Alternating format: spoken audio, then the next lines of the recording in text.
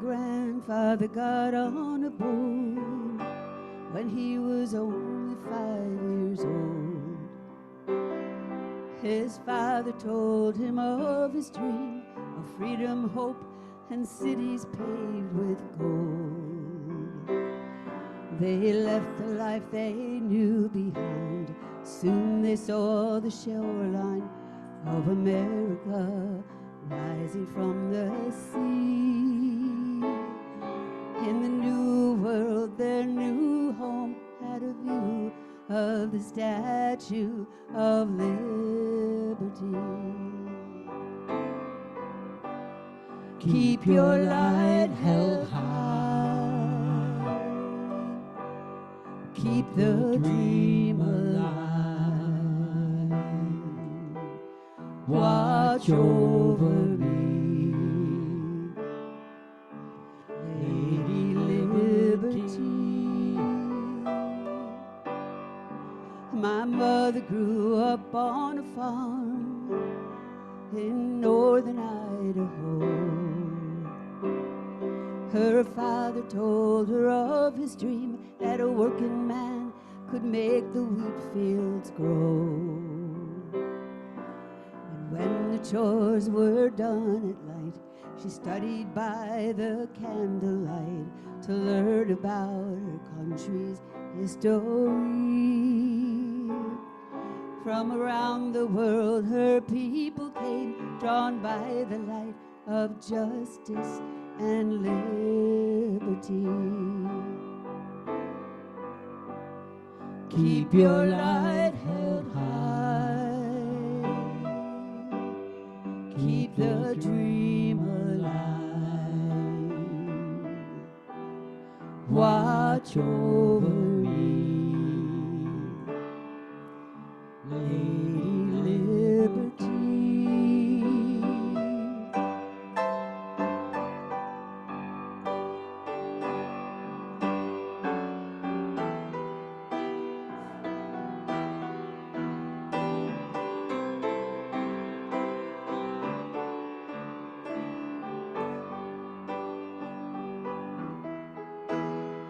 I live in California now with a family of my own. I tell my children of my dream to reach out and discover worlds unknown. Someday we're gonna take a trip. Descendants of the immigrants fly through the sky from sea to shining sea. To stand where so many dream their dreams beside the Statue of Liberty. Keep your light held high. Keep the dream alive. Watch over me, Lady Liberty. Keep your light held high. Oh, keep the dream alive. Watch over me, Lady Liberty. Watch over me, Lady Liberty.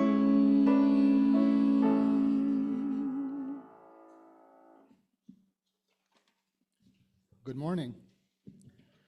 I'm John Camilleri. I am a member of the Democracy Action Team, among other teams. I'm also the vice president of the board. This is a church where all are welcome. All beliefs, all faith traditions, if any, whomever you love, however you identify, all gender identities, your doubts, convictions, sorrows, and joys, every part of you is welcome here. We are a community because of those things, because of you. If you're with us for the first time, welcome. We'd like to get to know you a little better and have you know a little about us. If you'd like to receive our newsletter, There are forms you can fill out in the back of the sanctuary under the clock. So we come together today in this church, which sits on Haudenosaunee ancestral lands. Haudenosaunee means people who build a house. Welcome to our house.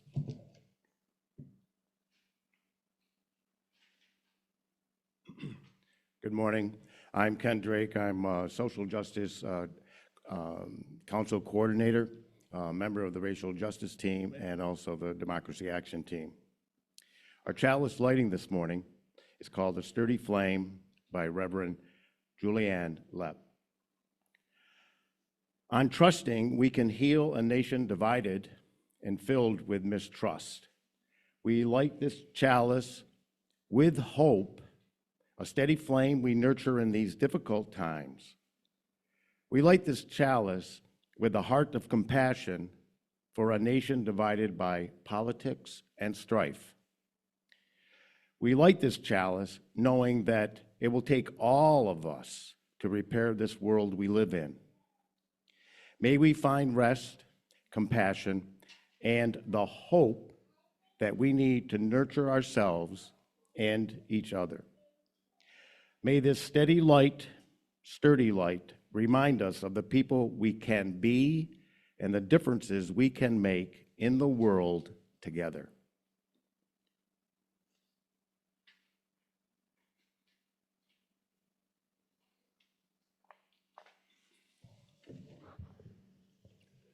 I'm Paul Hadley. I'm a member of the Democracy Action team. This poem is titled To Be of Use by Marge Piercy. The people I love the best jump into work head first without dallying in the shallows and swim off with strokes almost out of sight. They seem to become natives of that element, the black, sleek heads of seals bouncing like half-submerged balls. I love people who harness themselves, an ox to a heavy cart, who pull like water buffalo with massive patience, who strain in the mud and the muck to move things forward, who do what has to be done again and again. I want to be with people who submerge into task, who go into the fields of harvest and work in a row and pass the bags along, who are not parlor generals and field deserters, but move in a common rhythm when the food must come in or the fire be put out. The work of the world is as common as mud. Botched, it smears the hands, crumbles to dust, but the thing worth doing well done has a shape that sacrifices clean and evident. Greek amphoras for wine or oil, hoppy vases that held corn are put in museums, but you know they were made to be used. The pitcher cries for water to carry and a person for work that is real.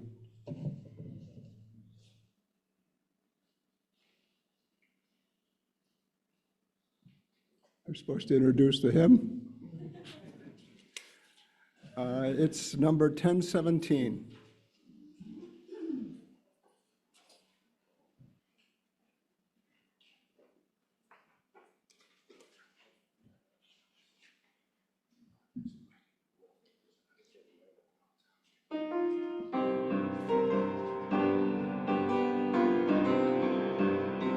We are building a new way.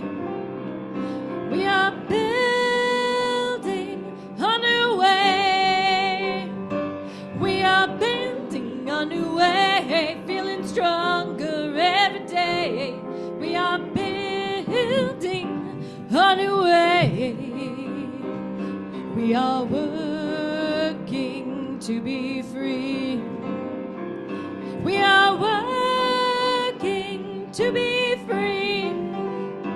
We are working to be free. Hate and greed and jealousy. We are working to be free. We can feed our every need. Can feed our every need. We can feed our every need. Hate and love, that is the seed. We can feed our every need. Peace and freedom is our cry. Peace and freedom is our cry. Peace and freedom is our cry. Without these, this world would die. Peace and freedom is our cry. Let's build one more time. We are building a new way. We are building a new way. We are building a new way. Feeling stronger every day. We are building a new way. You may be seated. I'm Bob Umidi, and I'm standing in today for my wife Letty. And she found this wonderful illustration by Barbara Brown Taylor, and it's called Guinea Fowl, plural. Guinea fowl, plural. Psychoanalysis would never work on a guinea hen, because guinea fowl cannot say I. They can only say we. Even if you tried to explain individuality to them, they would have no frame of reference, since a lone guinea hen is a dead guinea hen. Through trial and error, they have learned that the only way to survive foxes, coyotes, weasels, skunks, raccoons, hawks, owls, and snakes is to stick together, making an enormous racket. If anything, the least bit suspicious approaches the moving orb of their community. I can think of no apt metaphor for the sound that they make, though you might try driving your car across a parking lot strewn with rubber bicycle horns, and then back up and drive over them again. People often jump the first time they hear the guinea alarm or see the mob running single file past the front porch on their chopstick legs. What are those things? The two older ones in the group sometimes forage a little further away than the other six, but the minute anyone screams, they all run to scream together. One bird becomes a congregation, tight-knit feathers with loud voices, all beaks pointing in the same direction. Sometimes it's a house cat that has alarmed them. Other times it's the neighborhood fox. When I find evidence of a freshly killed guinea hen, it's always one bird who strayed too far from the others. All that's left is a pile of polka-dotted feathers, like an exploded pillow without a bone in sight. This is how hawks leave things, which means the threat came from above, not below, at least this time. Either way, the principle is the same. When guinea fowl are in full plural mode, predators tend to lose heart in the face of such loud unity, going off in search of something that has not learned to say we.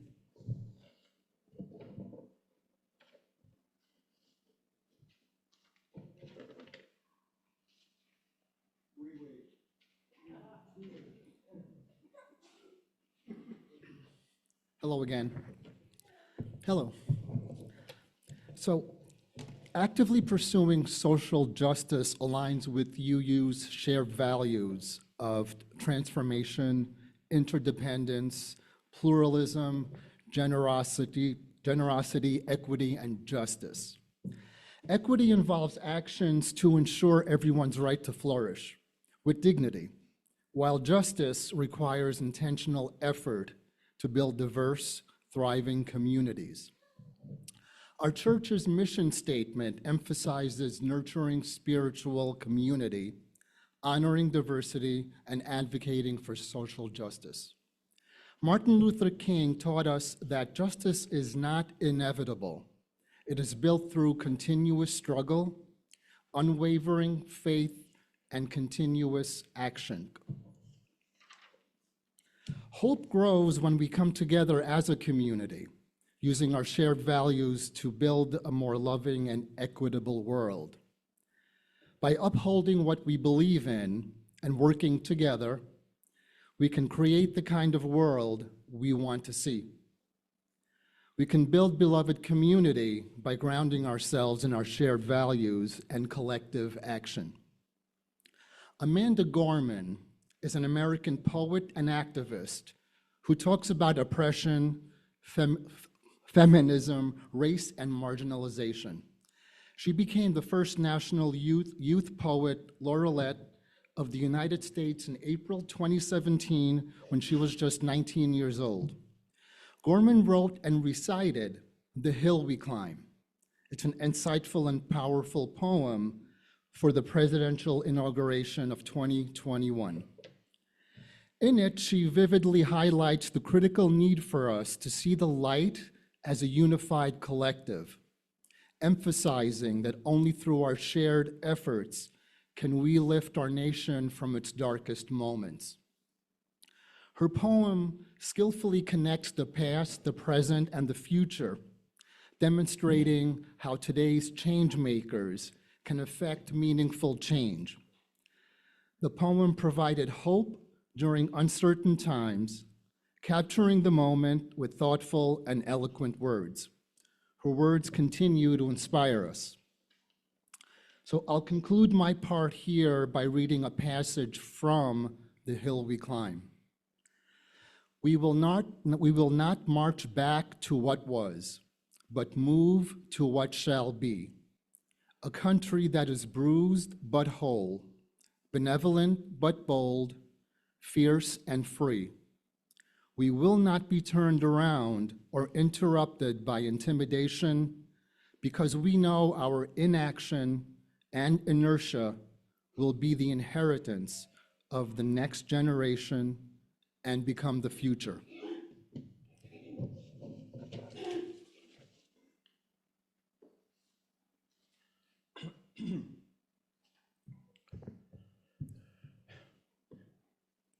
Rise Up MV. Melissa Barlett offered up this acronym at a meeting of concerned citizens held here in this church after the 2016 presidential election. I liked the idea of an apolitical action that focused on human rights rather than a mere or more political initiative. This citizen action to unite people in a common cause for the common good was not adopted. Instead, the group decided to form a more political apparatus called Indivisible Mohawk Valley, and that was aligned with the National Democratic Party. Rise Up MV. This is what Melissa came up with, and I was so excited. I was in the minority, by the way. Resisting inequality and suffering and unifying people in the Mohawk Valley. That was going to be our cause and our charge. Well, here we are in 2024, again revisiting local citizen action to counter evil, lies, hate, disinformation, violence, all of that in the public sphere. The word hope is oft repeated and suggested in the chalice lighting this morning and in the readings and the comments from John. Hope, the ancient Greeks believed, referred to an expectation that was neither positive nor negative. It was just an expectation. And they had a lesser god named Elpis who was given that name. Interesting, a lesser god. In the Bible, hope is a confident expectation of what God has promised as a trust in God's fulfillment. It is a gift from God that can bring joy, peace, and power. According to a Pepperdine University study, cultivating hope starts with being able to authentically identify how you are feeling in a particular moment. Identifying how you would rather be feeling, and building up or drawing on the tools in your life to help you feel that way. Well, you better have a set of tools or a toolbox with you if you're going to succeed at that. There's a lot of work in that statement. This is a good point in the conversation to recall the story Casey at the Bat. Can we accept the fact that having hope in and of itself is insufficient? It may be a curse rather than a blessing. Well, we members of the Democracy Action Team believe something more is required to realize a positive outcome. Barbara Freeman, who is also a member of our group, is on Zoom this morning with us, and she offered up a statement about hope with the with the Climate Action Team, of which she is chair and an important member. As soon as we get Barbara online, and we're good to go, says Melissa. Real hope has little to do with positive news. It is profoundly linked with action, both ours and that of others alongside us. There's only one way to earn hope, and that's rolling up our sleeves. In her book, Hope in the Dark, Rebecca Solnit argues that hope is not a lottery ticket you can sit on a sofa and clutch feeling lucky. It's something alive. When I take real action, I feel more hopeful, and I suspect you do too. In fact, the more action we take, or that we see others taking, the more hopeful we become. Hope is a choice empowered by action.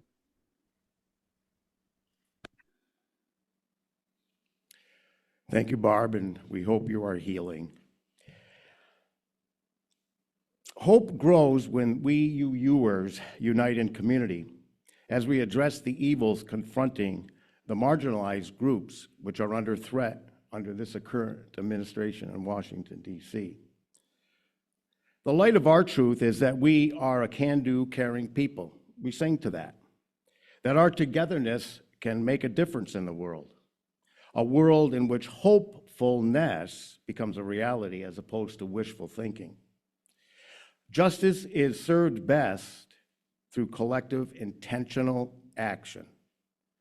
Justice is served best through collective intentional actions. So what actions can we take as individuals to demonstrate how intense the fire of commitment burns in each of us? We can join organizations and support agencies such as Citizen Action, the Mohawk Valley Latino Association, the Center for Refugees, the NAACP, and IMV. You could participate in the newly formed Mohawk Valley Mutual Aid Group and the Immigration Working Group, of which I'm a member. You can donate to 211 through United Way, which I was advised would be a good thing to do from Sonia Martinez of the Latino Association. The Food Bank of Central New York. If you give to the food bank, every dollar is equal to $3 of food purchased. If you give to a local food pantry, then that's okay too, but that's usually restricted to an area in the city. There's also called a Utica Food Bank in the city. That's a misnomer. It should not be called a food bank because it serves only, it functions as a pantry. And they also have an organization called Sleep in Heavenly Peace. Does anyone know about that? They, Tammy, you want to speak to that? What do they do?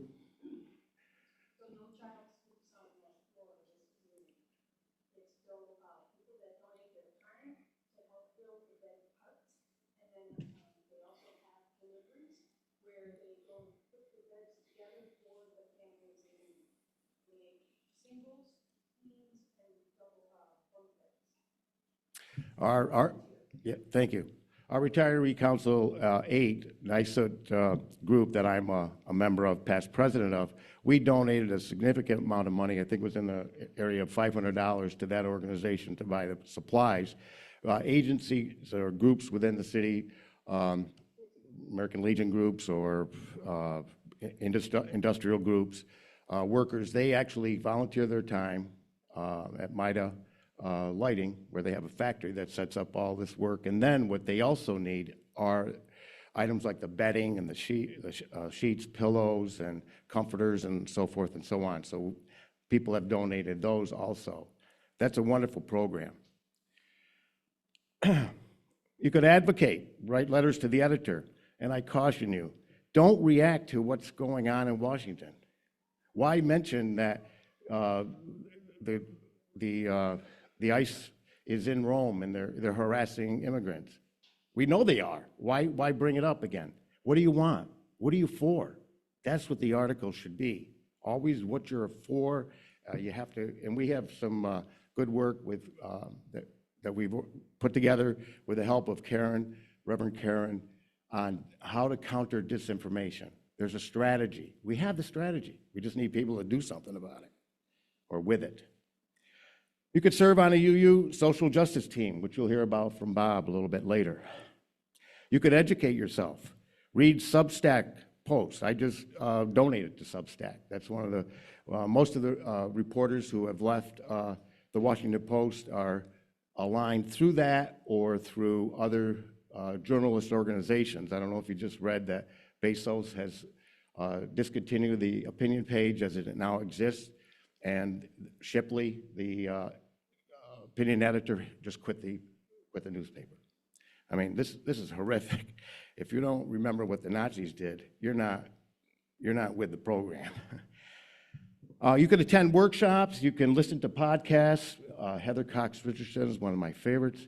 You could participate in seminars and webinars.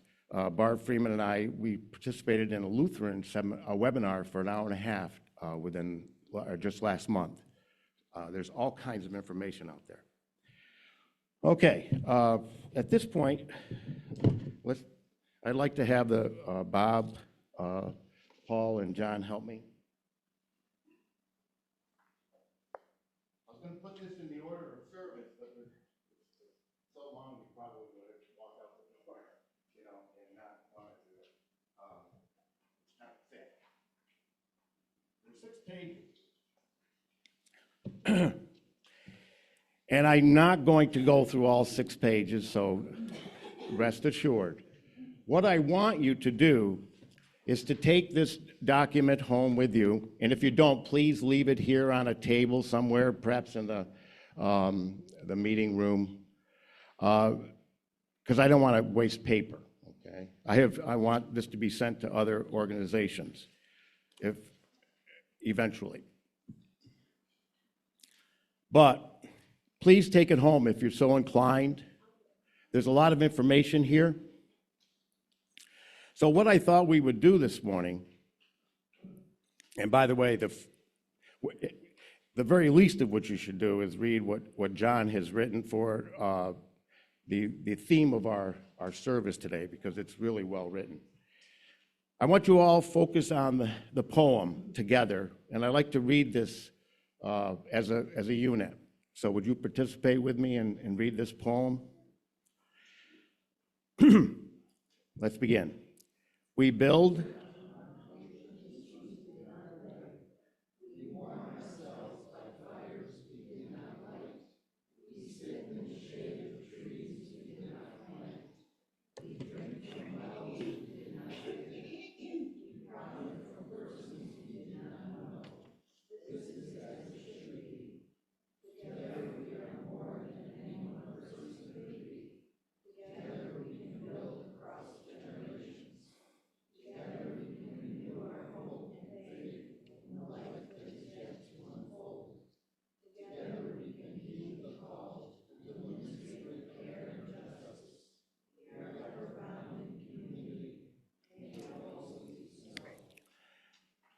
Together, we can heed the call to a ministry of care and justice.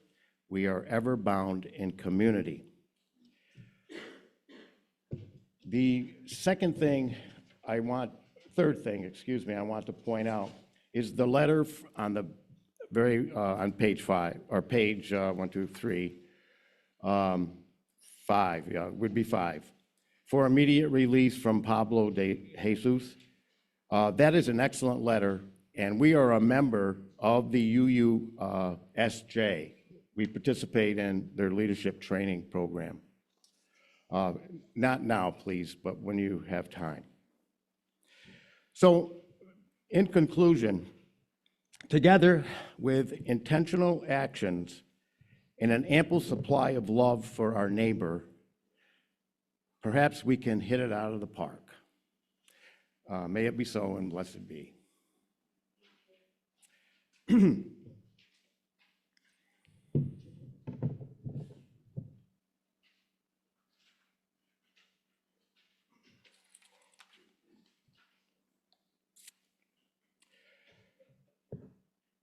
Our next hymn is hymn 1014.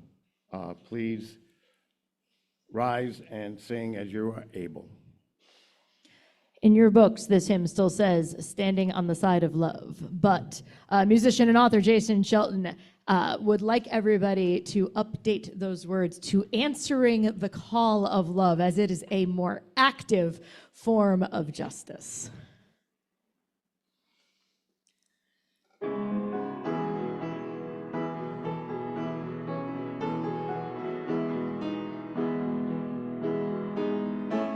The promise of the Spirit,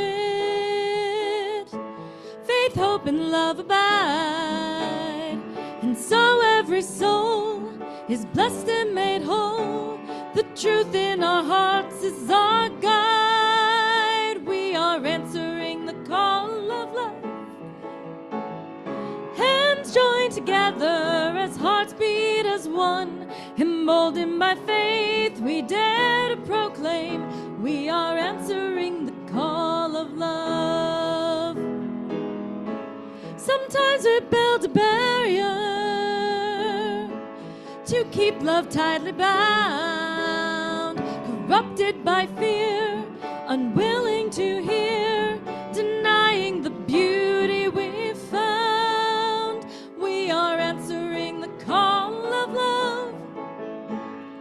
Hands joined together as hearts beat as one. Emboldened by faith, we dare to proclaim we are answering the call of love. A bright new day is dawning, when love will not divide. Reflections of grace in every embrace, fulfilling the vision divine. We are answering the call of love. Hands joined together as hearts beat as one. Emboldened by faith, we dare to proclaim we are answering the call of love. We are answering the call of love.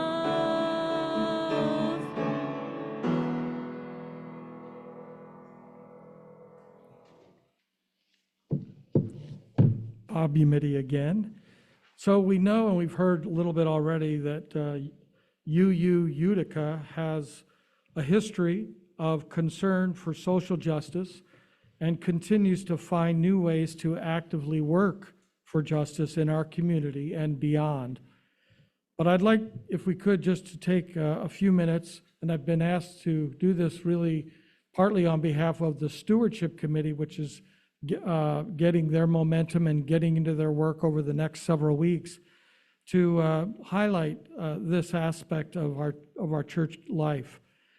Take a few minutes to mention what's happening in this area and under the general work of social justice. And this happens in 4 what are called ministry teams, social justice ministry teams. The first I'll mention is climate action. And I'm just going to touch on high points because it would take too long. And I have made some copies of this 2 pages that are over on that table if you want to look in more detail, especially if you're considering checking out one of these ministry teams to participate in. And the name of the people chairing them is on the list too, but it'll give you a better idea of what kinds of things they've been doing. So Climate Action Team has collaborated, as many of you know, with the City of Utica and the Rotary organization on the Urban Tree Project to plant trees throughout the neighborhoods in Utica that lack tree coverage. So that's been a great success and continues. They've also been keeping the congregation updated on climate and environmental justice issues through the newsletter and bulletin boards and so forth. They've been participating, the Climate Action Team, in an energy audit in order to reduce our carbon footprint here in the use of this space and our building. Reverend Karen has been working with other people and with our congregation, and in the fall, in September, organized and put together a very successful climate justice revival meeting that helped us discuss our hopes, fears, and possible actions in the area of climate justice. And now the Climate Action Team ministry is considering enrolling in the Unitarian Universalist Green Sanctuary Program, which is a program that earns this designation. Approximately 300 other UU churches have this designation, which demonstrates that the congregation is committed and taking action to mitigate and adapt to the existential threat of climate change and disruption. And so you'll be hearing more about that in the future. The second ministry team, social justice team, is the inclusion team. The LGBTQIAP+ inclusion team is providing lots of good information and engagement around queer issues to us as a congregation and to the larger community. They're also maintaining our welcoming congregation, our status as a welcoming congregation, which has specific things that requires that status, like leading services, providing education, and acknowledging days of remembrance and celebration around this important issue. And their goal is to welcome, understand, embrace, and support people of all romantic, sexual, and gender identities or lack thereof. And as you know, they've recently offered several meaningful worship services on the theme of inclusion, which we've benefited from. The third ministry team is the racial justice team. And many of the people in this congregation have become members of the local NAACP chapter, which really gets us engaged. And this team supports the goals and objectives of the Oneida County and the Rome chapters of the NAACP. In fact, Branwyn is at the Rome chapter involved there. And Reverend Karen has coordinated a lot with the chapter president here in Utica, Freddie Hamilton. Carol Gable has been the chair of the environmental lead mitigation effort in 2024. Ken Drake has been on the Civil Engagement Committee. And a number of members of this ministry team had a table, sat and manned or womaned a table at the 2024 Juneteenth celebration. And Ken has attended several webinars on Black entrepreneurship. So the racial justice team. The fourth and final social justice ministry team is this Democracy Action Team, which is offering the service today that we're participating in. And over the last year, it's the most recent group, we've been forming our identity and our purpose and largely in response to the rising threats to democracy that exist in our country. We've been sharing resources to deepen our own understanding and that of the congregation around critical issues. And we've been connecting and collaborating with other Unitarian Universalist social justice ministries. And now we're specifically seeking to partner with a group called the Mohawk Valley Mutual Aid Network in their efforts to protect migrants, refugees, and immigrants who may be unjustly persecuted. So there are other efforts going on to further social justice being made by our congregation individually and collectively. But these examples that I've just mentioned above, I hope just make one impression, that our UU community wants to make a difference. We want justice to increase because we exist and actively promote it. So over the next several weeks, we'll be thinking about different ways that we can support our church and its mission. And I personally feel very good about supporting and being part of a church that takes social justice seriously and acts to make it real. No doubt, you who choose to be part of this community find that just as valuable as I.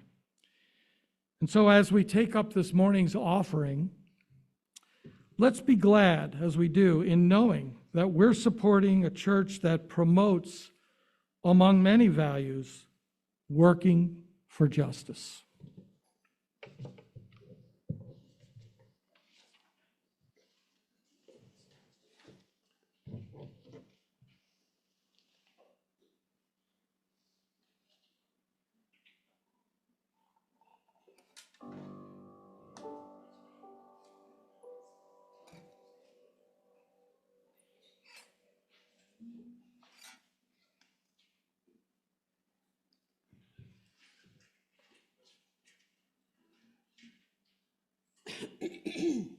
It's a song by Woody Guthrie that somebody said about Woody Guthrie that he wasn't afraid of anything. He wasn't afraid to point out anything that was wrong for the people of this country, especially the people who were, poor and homeless. So here goes. It's called Deportees. The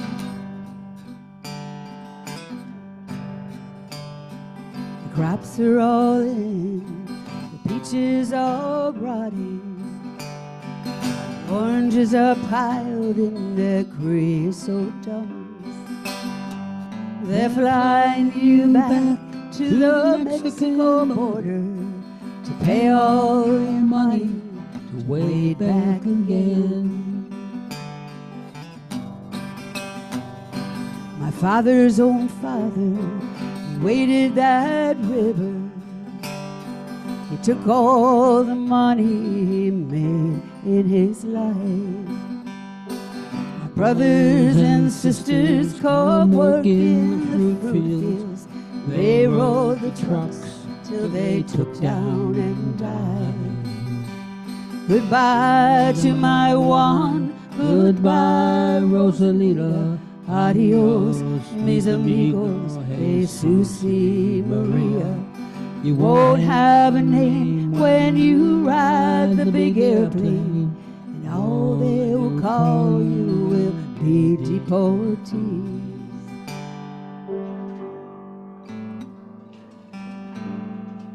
Sorry. Is this the best way we can grow our big orchards? Is this the best way we can pick our good food? To fold up like dry leaves and rot on your topsoil, to be known by no name except deportees. Goodbye to my Juan, goodbye Rosalita. Adios, mis amigos, Jesus y Maria. You won't have a name when you ride the big airplane, and all they will call you will be deportees. And all they will call you will people tea.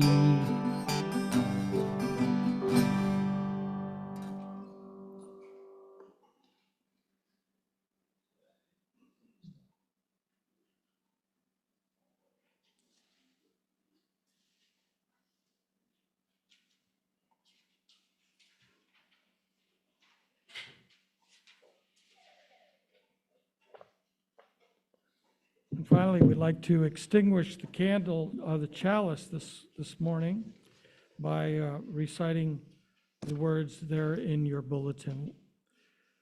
We extinguish this flame, but not the light of truth, the warmth of community, or the fire of commitment.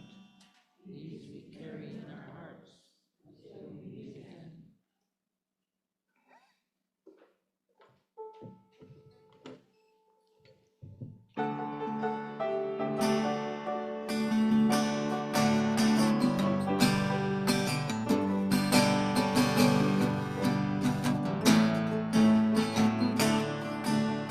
Living in a city of immigrants, I don't need to go traveling. Open my door and the world walks in. Living in a city of immigrants, living in a city that never sleeps. My heart keeping time to 1,000 beats, singing in languages I don't speak. Living in a city of immigrants, city of black, city of white, city of light, city of innocence, city of sweat, city of tears, city of prayers, city of immigrants, city in a city with immigrants. Reach up to touch the sky and then tumble back down to earth again. Living in a city that never quits. Living in a city where the streets are paved with good intentions and a people's faith in the sacred promise that a statue made. Living in a city of immigrants, city of stone, city of steel, city of wheels, constantly spinning, city of bone, city of skin, city of pain, city of immigrants. Living in a city of immigrants, I don't need to go traveling. Open my door and the world walks in. Living in a city of immigrants, living in a city of immigrants.